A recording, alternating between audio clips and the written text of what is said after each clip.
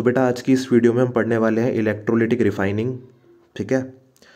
Generally बच्चों को difference नहीं पता होता इलेक्ट्रोलिटिक रिडक्शन में और इलेक्ट्रोलिटिक रिफाइनिंग में। तो अगर किसी को इलेक्ट्रोलिटिक रिडक्शन नहीं पता है तो वो मेरी लास्ट वीडियो जाके देख लेना, अकरेंस ऑफ मेटल के नाम से, जिसके अंदर मैंने और भी बहुत छोटे छोटे प्यारे प्यारे क्यूट से कंसेप्ट बता रखे हैं, जैसे रोस्टिंग, कैल्सिनेशन, सिनाबार, ये सब जो कि पेपर में राक्षस की तरह तुम्हारे सामने आते हैं अगर तुमने उन्हें नहीं पढ़ रखा है तो। ठीक है। तो मैं आपसे ये रिक्वेस्ट करूँगा कि अगर आपको डिफरेंस अच्छे से समझना है तो वो वीडियो पहले देखना, इसके बाद इसी वीडियो पे आना। ठीक है ना।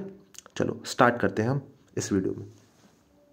देखो, जो एक वर्ड है गैग, ये क्या होता है? ये बहुत सारे बच्चों को कंफ्यूज करता है ये वाला वर्ड भी कि गैग क्या है। सबसे पहले तो इसका प्रोनाउंसिएशन सीख लो। गंगू नहीं होता है, बहुत सारे बच्चे इसको गंगू कहते हैं। ठीक है। तो बेटा ये गंगू नहीं होता, ये गैग होता है। ठीक है। गैग बोलते हैं इसको। इसका प्रोनाउंसिएशन ही पहले तुम गलत करते हो तो मतलब तो बाद में ही समझ में आएगा ना। तो गंगू नहीं है, गैग है। ठीक है। गैग क्या होता है? गैग बेसिकली किसी भी ओर की इम्प्योरिटीज़ को कहते हैं। अब और में इम्प्योरिटीज़ कितने तरीके की हो सकती हैं भाई? इम्प्योरिटीज़ का मतलब है गंदगी, अगर मैं हिंदी में बोलूँ तो। अब गंदगी और में कैसी कैसी होगी, किस किस फॉर्म में होगी? सॉइल की फॉर्म में हो सकती है, सैंड की फॉर्म में हो सकती है, कंकड़, पत्थर, ये सारी छोटी छोटी चीज़ें जो हमें मिलती हैं और के अंदर, वो इम्प्योरिटीज़ होती हैं। उसी को हम क्या कहते हैं? गैग कहते हैं। ठीक है। चलो अब हम पढ़ते हैं रिफाइनिंग ऑफ मेटल। अब ये क्या है? देखो, किसी भी ओर में से इम्प्योरिटीज़ को साफ करना, जिससे हमें क्या मिलेगा? प्योर मेटल मिलेगा। उस प्रोसेस को हम क्या कहते हैं? Refining of metal. बात आई समझ में? जैसे भाई मेरे को एक बात बताओ कि भाई गंदगी यानी कि इम्प्योरिटीज़ तो हर जगह है, तुम्हारे आसपास भी होगी अभी इस वक्त। ठीक है। और बाहर निकलेंगे तो बाहर भी होगी, और उस गंदगी को साफ करना ज़रूरी है ना। क्यों ज़रूरी है भाई? तभी तो हम एक साफ़ एनवायरनमेंट बना पाएंगे।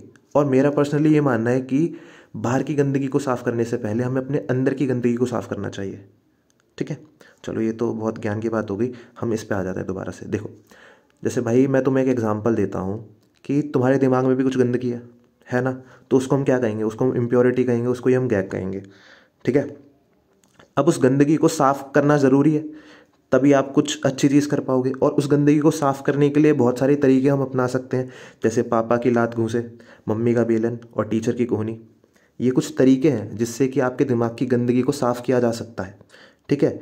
तो ऐसे ही मेटल की रिफाइनिंग के लिए या मेटल की इम्प्योरिटीज़ को रिमूव करने के लिए भी कुछ मेथड्स होते हैं, जिनमें से हम सिर्फ एक ही मेथड पे फोकस कर रहे हैं इस पूरी क्लास में। ठीक है।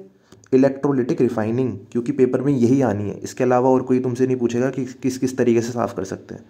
जैसे मैं तुम्हें एक और एग्जांपल देता हूँ। जैसे जब हम आटे को गूंदते हैं, आटा लेते हो तो छन्नी से उसे साफ़ करते हैं ना, ऊपर क्या रह जाते हैं? सारे के सारे जो भी कंकड़ वगैरह ये सब होते हैं, तो वो क्या है? बेसिकली वो रिफाइनिंग ही है बेटा, एक तरीके से। ठीक है। छानना, ये सब चीज़ें रिफाइनिंग ही होती है। ठीक है। लेकिन हम स्पेसिफिकली एक ही मेथड के बारे में पढ़ रहे हैं, जो कि है इलेक्ट्रोलिटिक रिफाइनिंग। ठीक है। चलो, इलेक्ट्रोलिटिक रिफाइनिंग, जैसा कि नाम से ही समझ पा रहे हो आप कि इलेक्ट्रो यानी कि इलेक्ट्रिसिटी से रिलेटेड कुछ होगा। हाँ जी, इलेक्ट्रिसिटी से ही रिलेटेड होता है। तो इसमें हम क्या करते हैं? इसमें हम जो ओर है जिसके अंदर इम्प्योरिटीज़ है, उसको हम इलेक्ट्रिसिटी की मदद से साफ़ करते हैं, जिससे कि हमें क्या मिलता है? प्योर मेटल मिल जाता है। बहुत सिंपल सी चीज़ है। ठीक है। जैसे भाई पागल खाने में जब हम किसी आदमी को लेकर जाते हैं तो पहला ट्रीटमेंट क्या होता है? कि उसको बिजली का झटका दे, कि वो अपनी पागलपन वाली जो हरकतें हैं उसे छोड़ दे, है ना। तो बिजली बहुत आसान तरीका है किसी भी चीज़ में से गंदगी साफ़ करने का। जैसे तुम्हारे दिमाग में अगर झटका देंगे तो क्या होगा भाई? तुम ठीक हो जाओगे। जो भी तुम पागलपंती जो कर रहे हो, जो तुम्हें दौरे पड़ते हैं, वो सब ठीक हो जाएंगे। तो वही, इसीलिए बिजली जो है हम यूज़ करते हैं। ठीक है। बिजली को यूज़ करके जो हम इम्प्योरिटीज़ रिमूव करते हैं मेटल की, उसी मेथड को क्या कहते हैं? Electrolytic refining. चलो, लेकिन इसको समझने से पहले, डीपली समझने से पहले, हमें एक डायग्राम को डीपली समझना होगा। ठीक है। चलो इस डायग्राम को समझते हैं। देखो, बेसिकली ये डायग्राम क्या है? इसके अंदर जो तुम्हें ये सेटअप दिख रहा है, इसको हम कहते हैं इलेक्ट्रोलिटिक सेल। अब आप बोलोगे भैया ये सेल कैसे है? देखो, जैसे तुम्हें पता है कि रिमोट में जो हम सेल लगाते हैं, उस एक सेल में एक साइड से हल्का सा बाहर कुछ निकला हुआ होता है, बल्ज सा, है ना। तो आपको पता है एक साइड पॉजिटिव होती है उस सेल में, एक साइड नेगेटिव होती है। ठीक है। तो इतनी चीज़ तो आपको पता है ना कि एक सेल में एक पॉजिटिव एंड होता है और एक नेगेटिव एंड होता है। सेम चीज़ यहाँ पर है। ठीक है। केमिस्ट्री में भी हम एक सेल बना सकते हैं।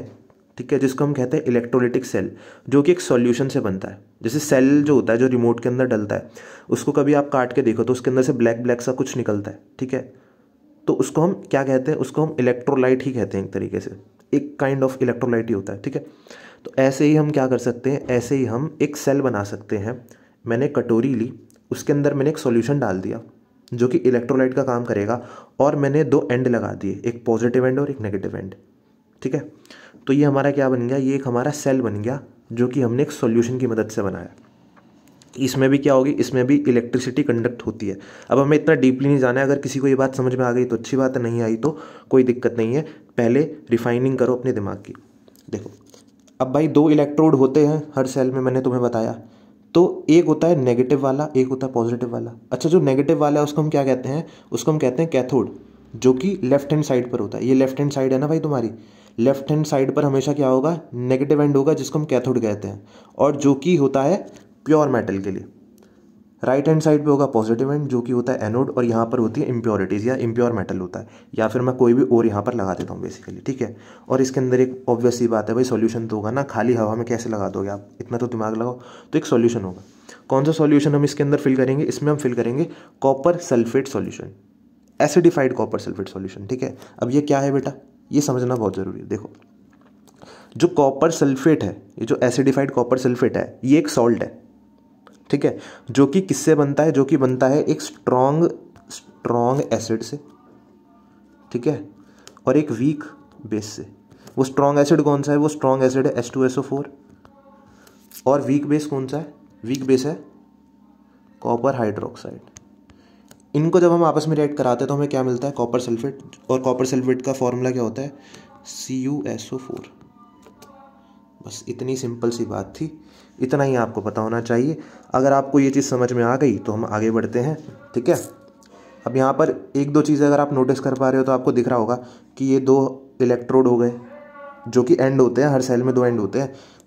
लेफ्ट हैंड साइड वाला कैथोड नेगेटिव प्योर, ठीक है, और इस तरफ वाला ध्यान से देखो पॉजिटिव एनोड और इम्प्योर, ठीक है। और इसके अंदर हमने एक बैटरी लगा रखी है, अगर आपको दिख रहा है, और एक की लगा रखी है, तभी तो एक सेल बनेगा ना। और इसके अंदर एक सॉल्यूशन भर रखा है जो कि इलेक्ट्रोलाइट का काम करता है, और वो सॉल्यूशन कौन सा है, एसिडिफाइड कॉपर सल्फेट सॉल्यूशन, ठीक है। और नीचे यहाँ पर आपको गंदगी दिख रही होगी, मिट्टी वगैरह ये सब, ये क्या होती है, इसी को इम्प्योरिटी कहते हैं, ठीक है। तो अगर ये डायग्राम समझ में आ गया तो मैं आपको समझाता हूँ कि कैसे इसकी वर्किंग होती है, ठीक है। तो चलो पहले मैं इसको यहाँ से हटा दूँ सब कुछ, जो चीज़ें मैं आपको इसमें लिखवा रहा हूँ अलग से, वो आप अलग से लिखते जाना क्योंकि वो ज़रूरी है। चलो देखो NCERT में कुछ ऐसा पैराग्राफ लिखा हुआ है उस डायग्राम के नीचे, तो इसको आप एक बार रीड कर लेना, ठीक है।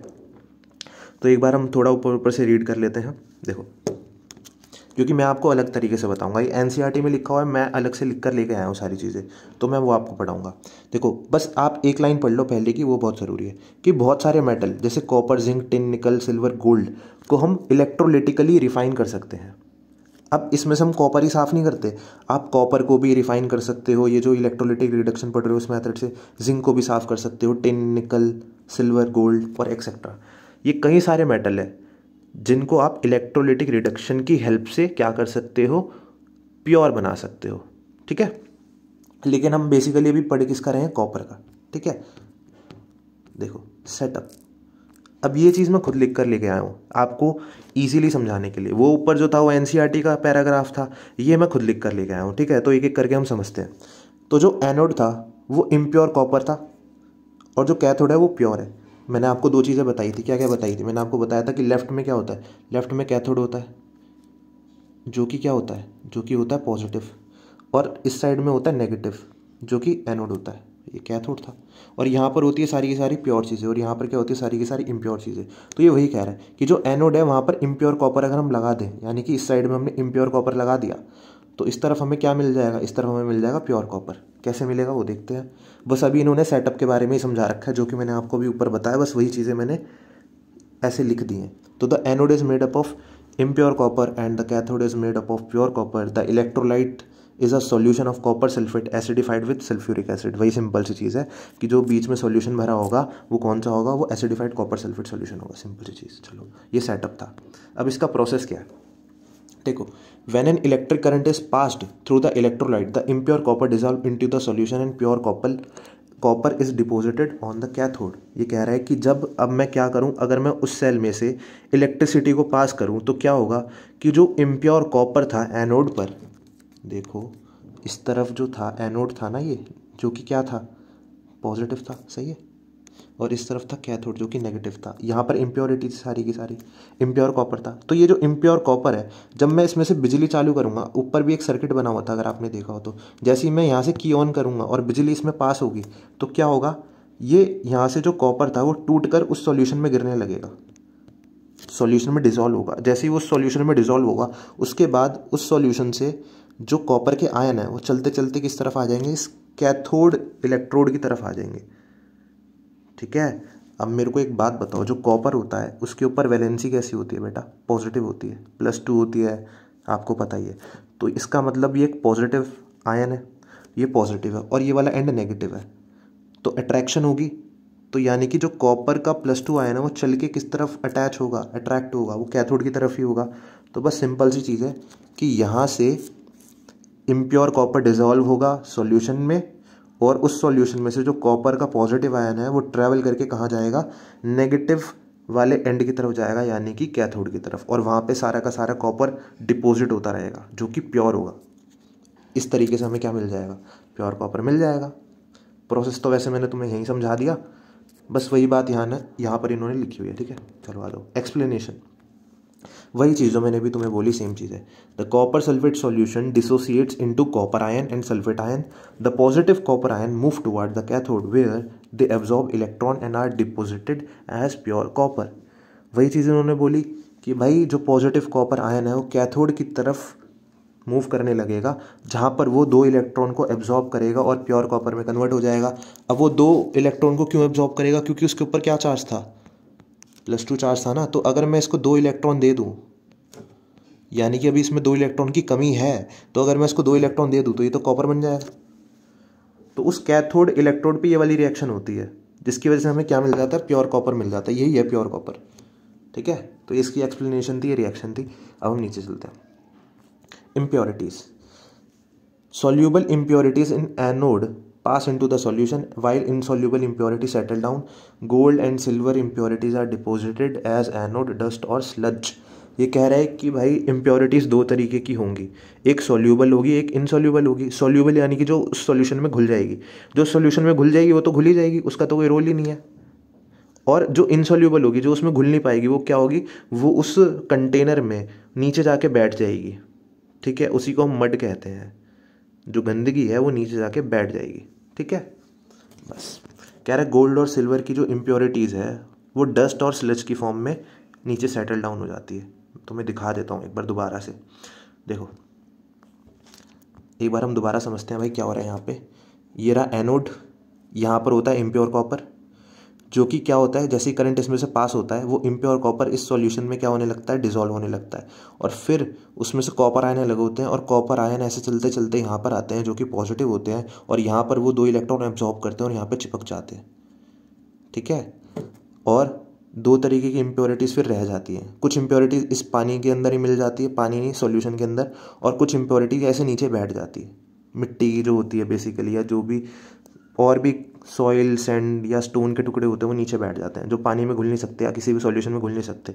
ठीक है, तो एनोड मड में बैठ जाते हैं, एनोड की तरफ ही होंगे ना भाई, इम्प्योरिटीज़ यहीं से निकल रही है तो यहीं बैठेंगे, यहाँ थोड़ी चले जाएंगे। ठीक है, तो इम्प्योरिटीज़ किस साइड में होती है, एनोड की साइड में ही होती है, इसे मड भी कहते हैं, सिंपल सी चीज़।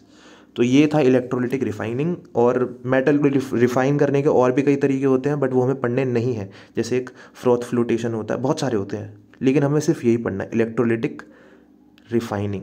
ठीक है, मिलते हैं हम नेक्स्ट वीडियो में।